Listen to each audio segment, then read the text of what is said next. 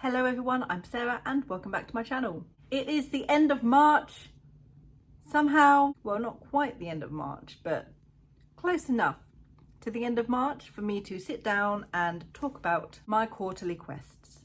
I'm working with quests this year because it sounds better than goals, and I am working in quarters because there's less pressure to get things done. Today I'm going to go over my quarter one quests, what I accomplished, what I did not. Might as well go through what I have read so far this year as well, and then dive into what I'm planning to do for quarter two. In my hand, little bullet journal, because I don't actually remember all of my quarter one quests.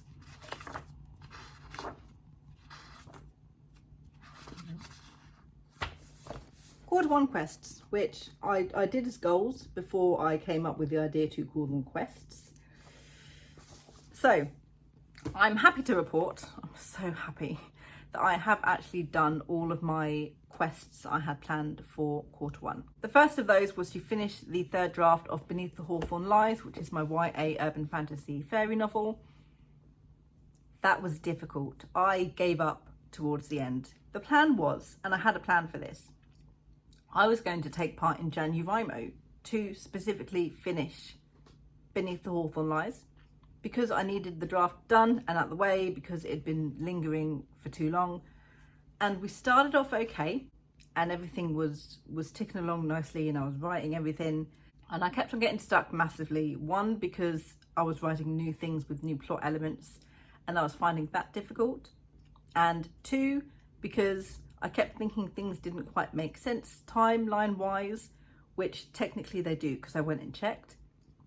And I just wasn't liking the quality of what I was writing, because this is a draft 3 novel and I'm writing new scenes, so they're draft 1 scenes, and it just didn't match and it frustrated me and it annoyed me so much. So it was really difficult for me to find the inspiration and the urge to finish off those drafts properly.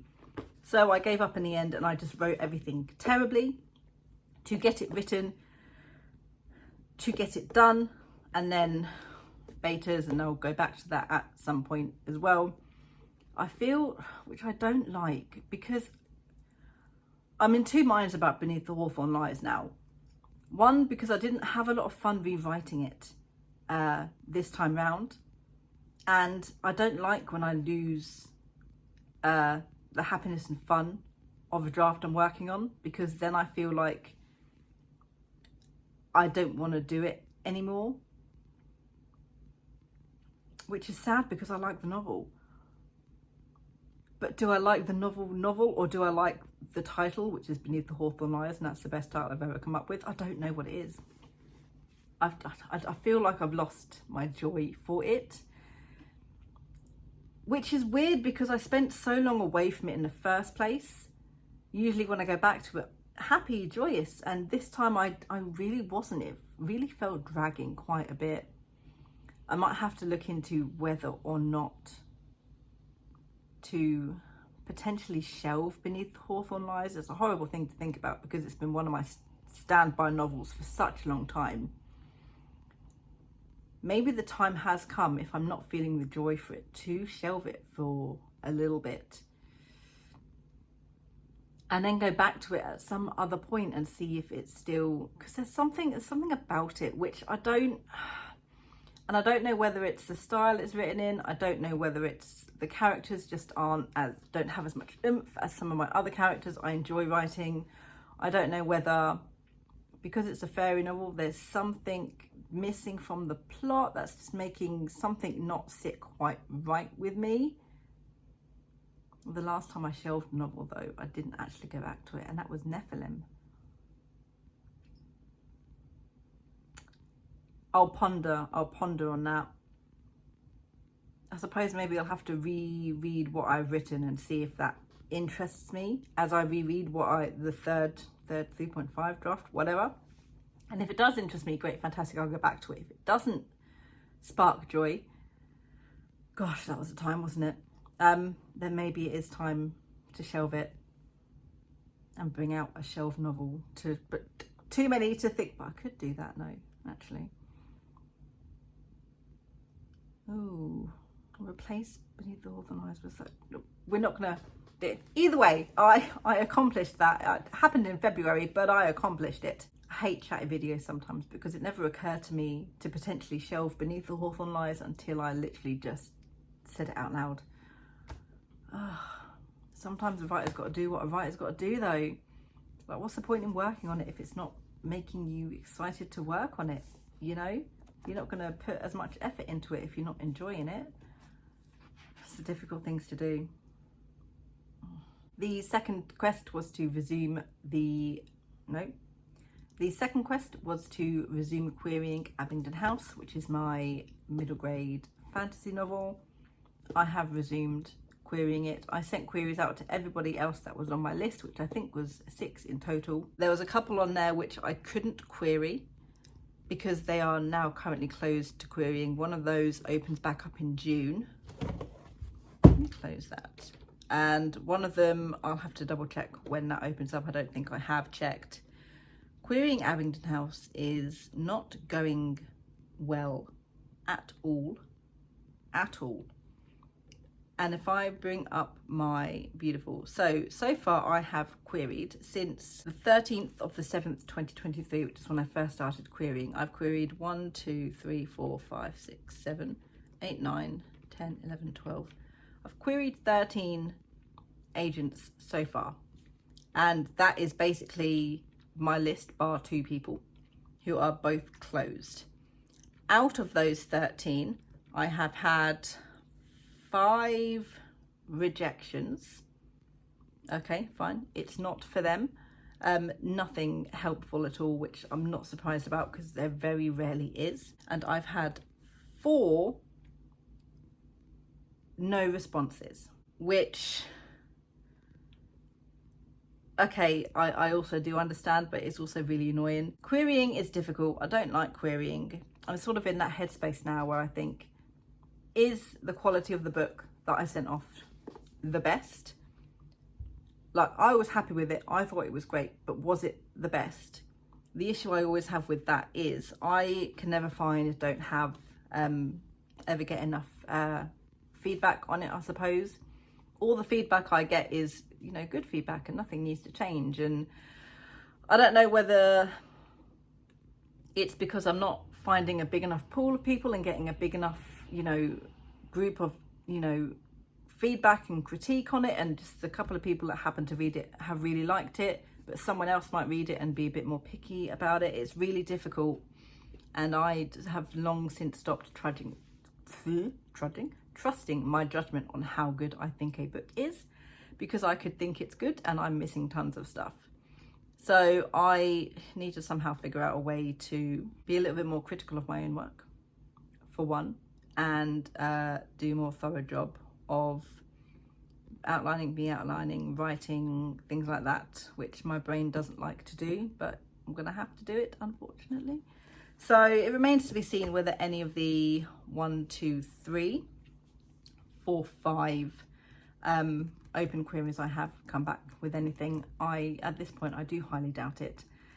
And once these 13 and those 2 that are currently closed, once I've sent those off and they're done, some of them are the same agents I sent, and so we covered 2 as well, because there's such a little pool in England. Seriously, I don't know where I will go from there. I do love Abingdon House. I do want to write the entire full series properly because I have such big plans and ideas in my head for future books. But maybe I'll leave it. Maybe I'll find the one book that I'm currently working on and I will fix it up to be perfect and I'll start querying that. We'll see how it goes. The third was to do the characters for Bird Whistle House, which is my, you're going to hear me list off a lot of stories now, I do apologise, my dark academy fantasy YA novel, which I have been brainstorming since 2023 in January, and I have only just literally started on characters because I wanted the characters to be perfect. I did do that, and then I changed the story. I didn't change the story. So what happened was I did the characters. Bird Whistle House was initially going to be set in a normal world, normal school, whatever, not really magic existing. And then the certain students go to this sort of like magic world to protect it, and Birdwhistle House, and that was like the only source of magic there was. And my plan for when I started writing that this year was to buy dark academia novels and read them to get inspiration for characters, dialogue, style, things like that. And I started reading this book, Curious Tides, and it completely broke me. And where I had been sort of like, this is such a good story, Birdwhistle House, I was reading that and like, no, it's not good. Terrible compared to that story, which of course I shouldn't be comparing stories because that's published and whatever. Either way, it sort of made me realise that there is not enough fantasy in my dark academia fantasy novel. So I went back and I added magic. I added a magic system. I added world building. It's now a magical world with 3 different types of magic and history and betrayal and secrets and all of this. And technically the character biographies or whatever that I created need to shift and change to fit the new world a bit better. So I have done the work. It's just after I did the work, I changed stuff, and now technically more work is needed. I don't think it's going to be a lot of work, just some subtle shifting of goals and past and things like that, which I don't think is going to affect too much what the characters currently are. But I should, probably not going to take a look at them and just adjust them ever so slightly. I did the first part, it's done, whatever. Revising, writing 4 chapters, I know what I'm doing, I promise. Writing 4 chapters of They Lead the Hunt, which was the 4th, a book fell down, which was the 4th quest that I had to do. They Lead the Hunt is my YA fantasy, urban fantasy, I guess, witch novel. It is a duology. It doesn't have chapters, it has scenes. I wrote those scenes, that is done. Some were a little bit difficult because I haven't quite gotten used to some of the voices for the characters yet. And I've been away for it for quite a while, so it was difficult to get back into those voices. And the style, I think, is slightly different than what I typically write. I'm trying to make it a little bit more, did I say it was a YA? I'm trying to make it feel more like an NA than a YA, which I'm not going to go out and try and find what is supposed to be a new adult novel and see what their style is, you know, just because of the age of the cat. Either way, but that was all right, that went well. I can't think of anything in my head that went particularly well or went particularly bad. So it went okay. I did the work. I did most of it actually while I was at jury service. With all of the downtime that I had my iPad, and I was just sitting there during lunch and on breaks and before we went in. I was just there like typing away on my iPad. So I think that's the only reason that those scenes got done so quickly, is because I had literally nothing else to do except to do that. But it worked wonders. So helpful. I guess it's done. And the last quest I had was to rewrite, this is a rewrite, 4 chapters of And So We Covet, which is my YA high fantasy novel. I will show you the manuscript that I'm using, but my stand is currently on that manuscript. I'm working from a manuscript. I'm working on draft 2.5. I'm working from draft 2.5 to draft 3. This is where I feel, and I'm going to explain more. Now, I'm rewriting this. Jumped right into it. Everything came so easily. Had the urge to continue rewriting it after I had finished the 4 chapters because I love this story and I love the characters. With Beneath the Hawthorn Eyes, I was like, oh my God, thank God it's done. I don't want to look at it again. The joy and happiness is there when I go back to this novel. but it wasn't there when I went back to Beneath the Hawthorn Lies. That's where I think my disconnect with that story is coming from, because this I'm excited, despite the fact I don't do it often, I'm excited to come back and write these characters and write this world and write this story. I'm not with Beneath the Hawthorn Lies. So even though I've been writing And So We Cover It since 2017, and I'm only on draft 2.5, I'm only doing draft 3 from 2017, and that will tell you how often I go back to all of my novels and how much more I write and how much work I actually do, which is not a lot. This is still one of my favourites. Love the characters. Still has my top favourite character that I've ever created, and I don't think I'm ever going to top that. I just love this character so much. She's the best. This is the one that I queried, and nothing came from those queries, unfortunately, except for one person who wanted the full manuscript, and then I heard from them 6 months later asking if I'd had any interest in the book, to which I replied no, and then I've just not heard from them since. So this is I say this is the one. Out of all of the stories that I have, this is the one I want to be out there the most when I know it's ready. And querying is clearly not going to work. I have no idea if I can query in America. Who knows? I might have to bite the bullet, as much as I don't want to, and like self-publish or something. That's a work. I don't like work. It's money, which I also don't have. But I might have to, because I love, it's difficult to do. But, you know, I'll figure something out with it in the end, I suppose. So we did a really good job in the first 3 months with writing. I did an even better job with reading.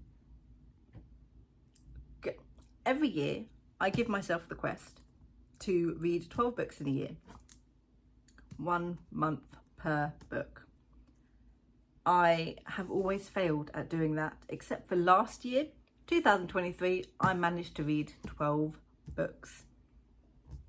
I did a fantastic job. This year, so far, I have read 5 books, and I've started a 6th, and it is only March. I'm so excited to sort of have my urge and joy for reading back. Not all of them were fantastic, but I read them. So the books I have read, this is my little spread that I've got going. So every completed book is just going to be added as a little stack, and then here is my to be read list here, which I made a mistake because one of the books is on there twice. So far this year I have read, I could only wish I wrote these books. I have read Children of Blood and Bone and Children of Virtue and Vengeance by Tomi Adeyemi.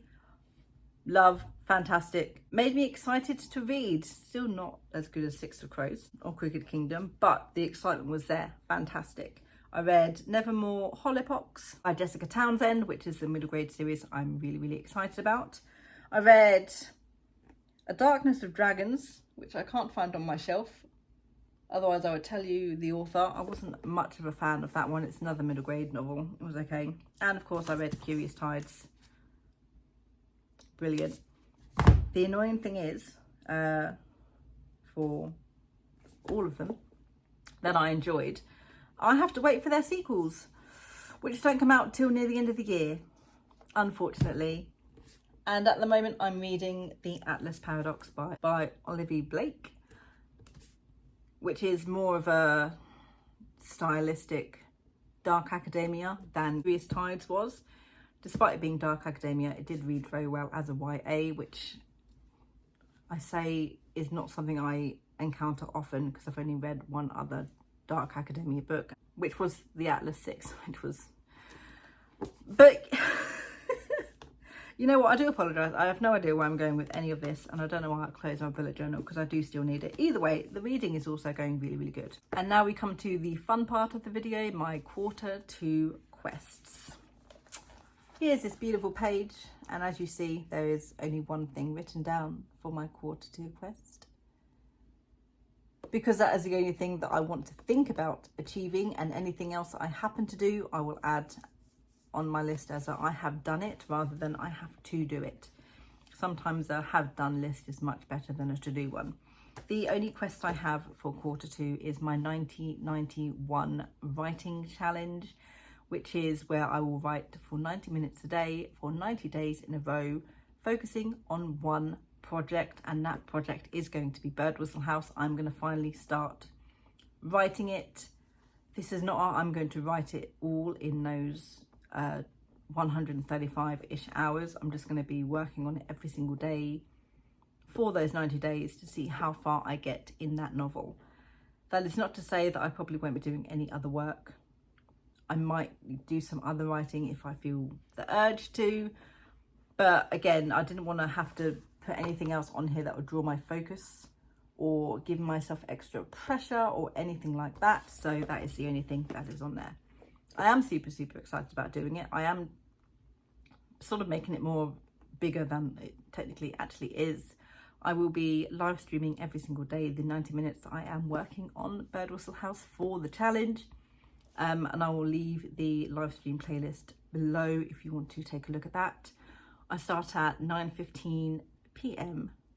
GMT on the 1st of April here over on YouTube, which is going to be absolutely fun. I have trackers and everything set up for me to write down what I worked on each and every single day.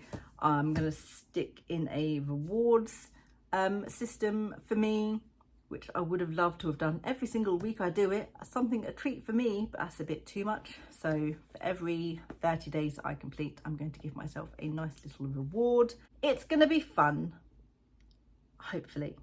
And I'm going to get a lot of work done, hopefully.